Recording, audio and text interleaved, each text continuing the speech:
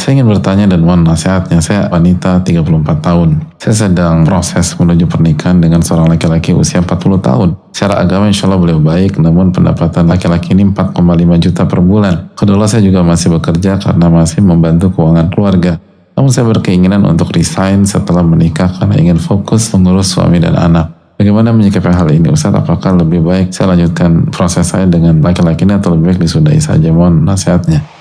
Kalau kita kumpulkan seluruh dalil tentang masalah pernikahan, bahwa kriteria calon pasangan kita itu bukan hanya sebatas dia adalah orang baik, atau dia orang soleh, atau dia wanita baik atau wanita soleha, tapi sesuai kebutuhan kita. Karena ketika Allah fikir membahas tentang pernikahan, mereka menekankan masalah kebutuhan, dan kebutuhan orang itu beda-beda.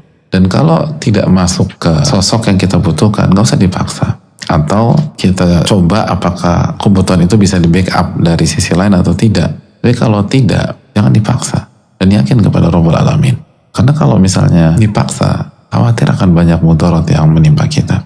Makanya itulah salah satu tantangan dalam pernikahan. Gak bisa dipukul rata. Orang tuh beda-beda. Artinya peta wanita misalnya masih gadis menikah dengan peta wanita yang sudah pernah menikah sebelumnya itu beda. Yang pernah menikah sebelumnya dan dia gak punya anak dengan yang punya anak beda petanya. Yang punya anak 1 dengan punya anak 3 petanya beda. Yang punya anak 3 dengan punya anak 13 beda. Jadi semua tuh harus dipertimbangkan. Jangan main nikah aja terus selesai.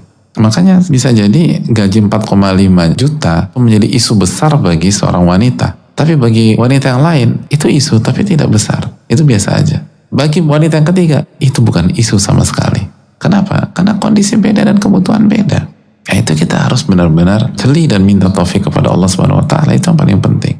Pernikahan itu sangat berkaitan dengan kebutuhan. Apa kebutuhan kita sebagai wanita? Atau apa kebutuhan kita sebagai laki-laki? Beda. Jadi nggak bisa dipukul rata. Karena kondisi orang berbeda, beda. Dan nggak sama antara satu dengan yang lain.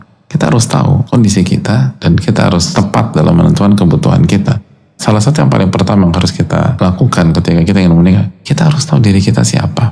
Karena kalau kita nggak tahu diri kita nggak akan tahu kebutuhan kita. Dan kalau kita nggak tahu kebutuhan kita, dikhawatirkan pernikahan tidak maksimal.